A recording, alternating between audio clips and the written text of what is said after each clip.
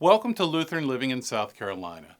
In this edition, we'll have an innovative story of stewardship, resources from the Reverend Rick Carter of Lutheran Frequently Asked Questions with the Reverend Emily Hartmann, and this important story of ecumenical partnership and helping one another.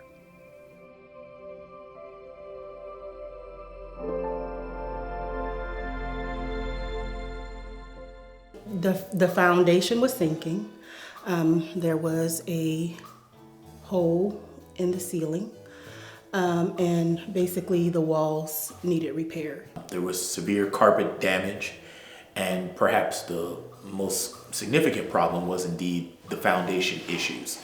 The foundation was dangerously settling, and there was not appropriate, the sanctuary was not fitted for worship. I thought originally, Lord, how was I going to do or fix these issues?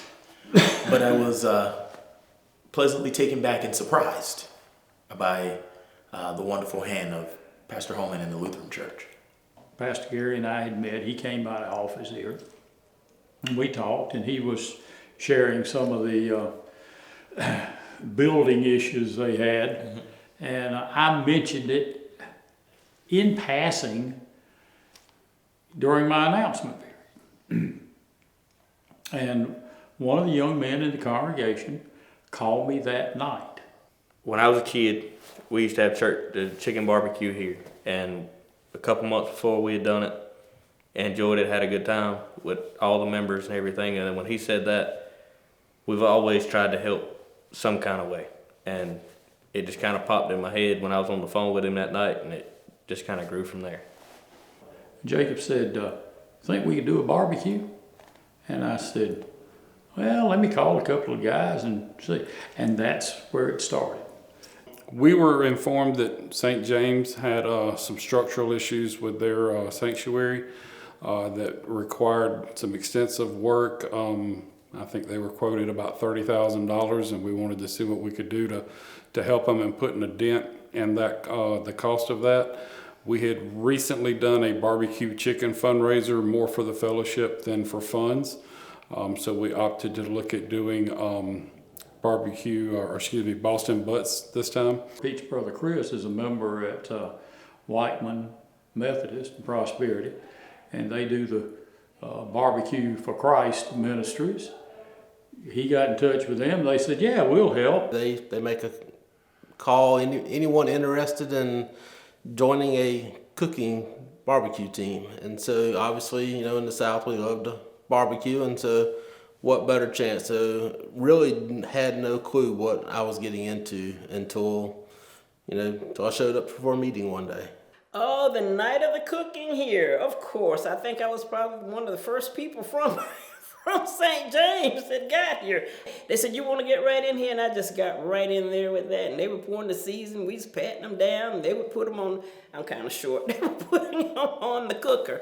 So we had a lot of fun. We were able to just talk and fellowship and enjoy one another's company as everything was cooking. I looked around that night. There were a bunch of folks around that barbecue shed and that pit, loading these things up, cracking jokes, terrible jokes, and just folks who really didn't know each other that well, but suddenly got involved in something bigger than just themselves, their individual congregations, their individual denominations, and their own locations, quite frankly. It was good. And God sent help along the way. I met some people that swept me off of my feet. The Evangelical Lutheran Churches of America. Give it up for them. They didn't see black. They didn't see white. They didn't see AME. They didn't see Lutheran. But they saw brothers and sisters in Christ that needed help.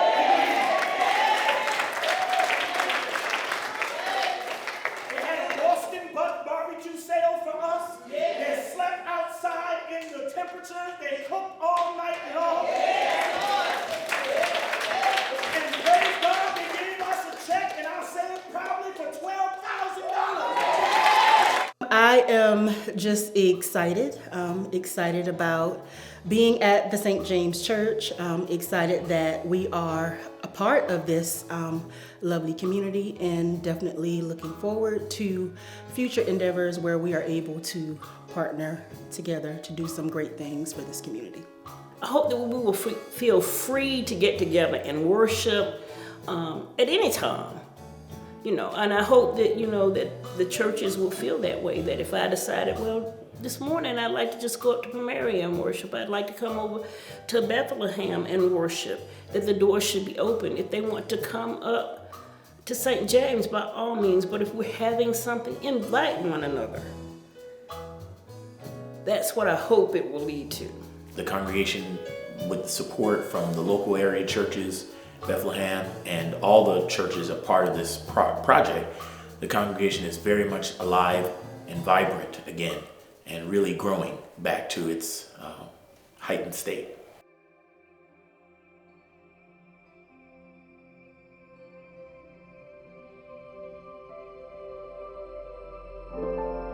We use Stewardship for All Seasons for our annual stewardship response.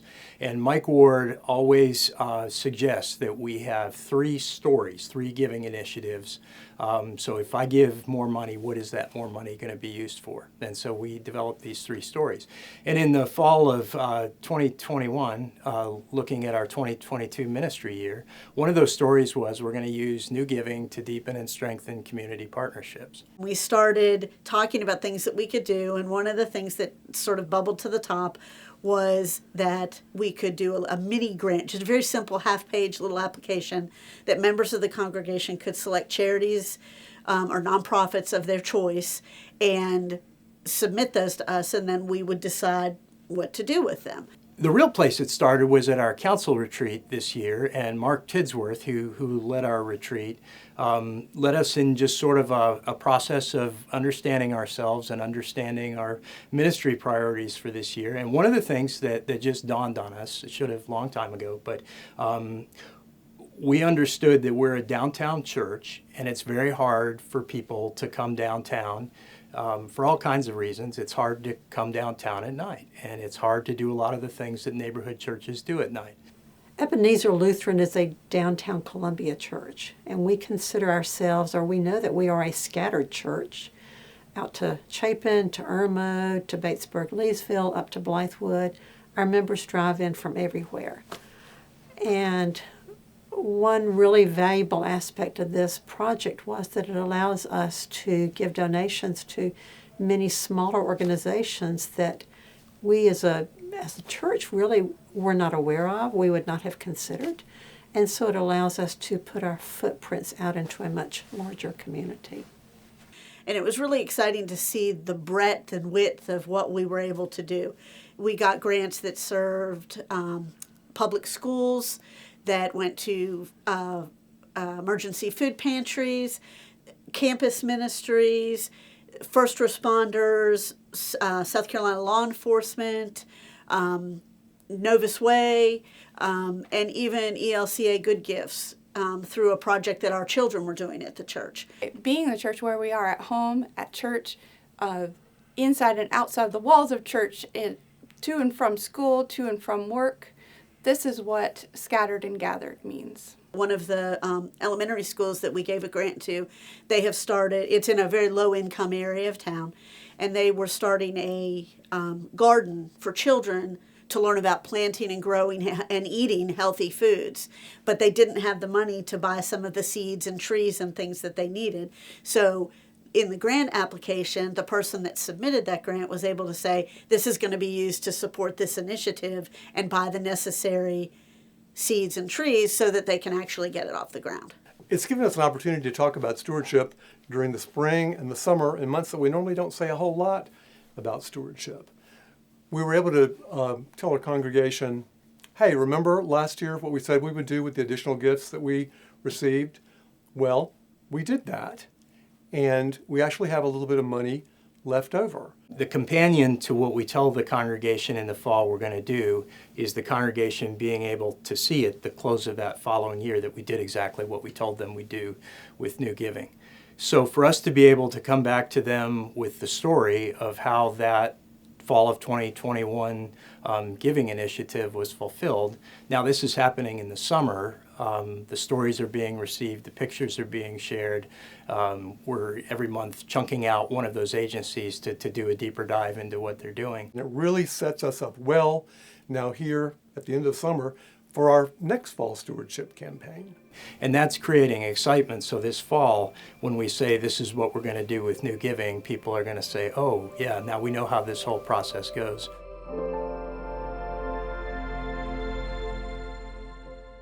My name is Mariana, and I'm a lifelong Lutheran that used to go to campus ministry and other youth group events, but now as a young adult, I am looking for community.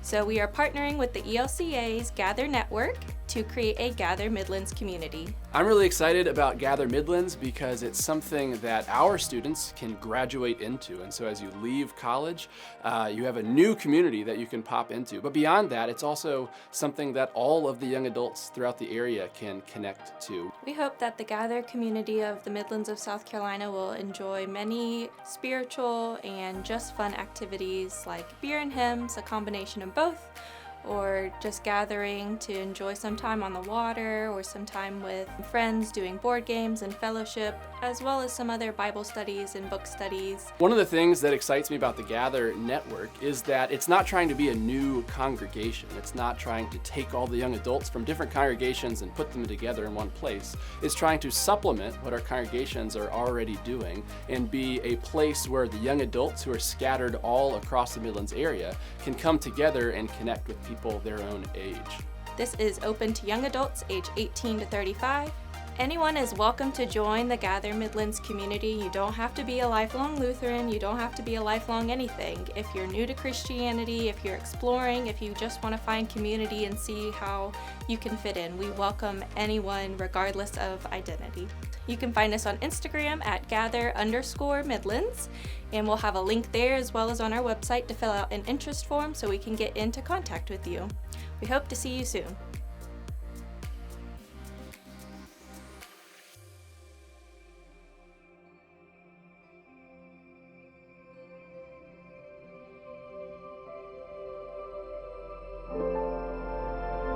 Leadership is not a one-size-fits-all. Hi, welcome to Leading Well. I'm Pastor Rick Carter, Assistant to the Bishop of the South Carolina Synod. The hope of each segment is to provide you with a little learning, wisdom, and most importantly, information that can be applied to your ministry as a leader. There are many opinions and perspectives on what makes an effective leader. Let's start with integrity. Leaders should be honest, ethical, and trustworthy. They should act in alignment with their values and principles and hold themselves and others accountable for their actions. Leaders should have confidence in their abilities, decisions, and vision.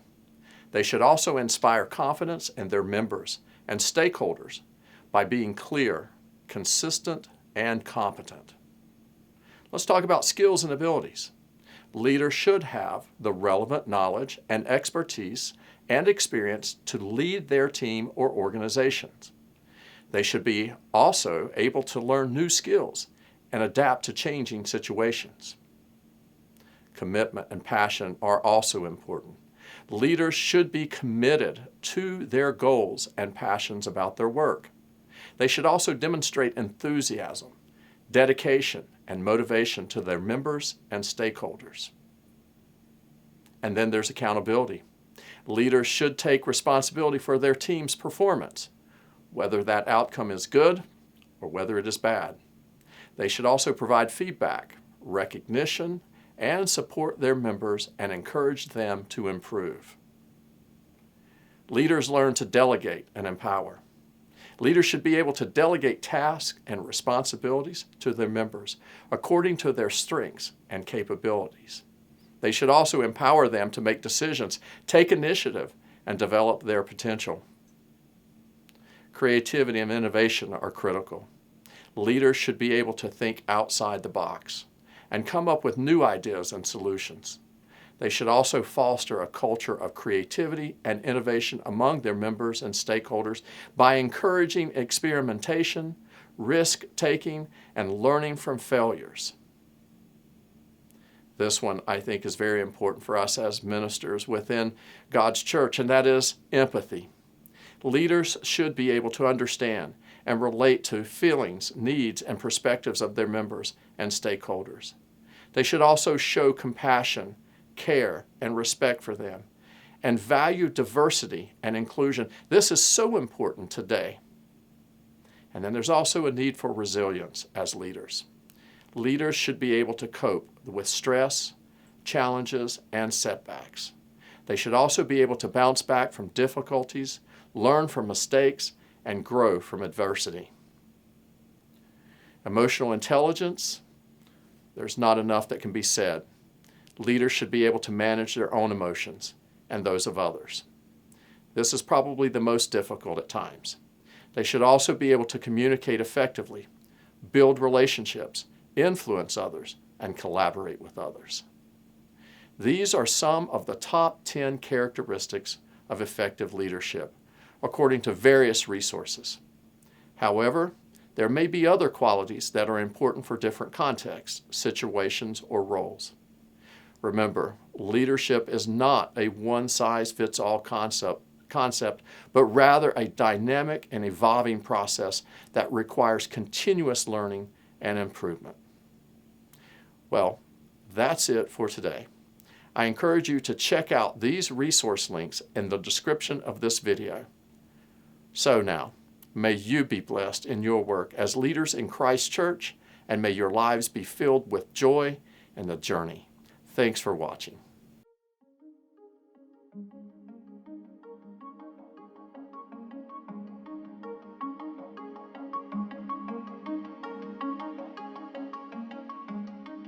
I don't know about you, but I spend a lot of time thinking about stuff.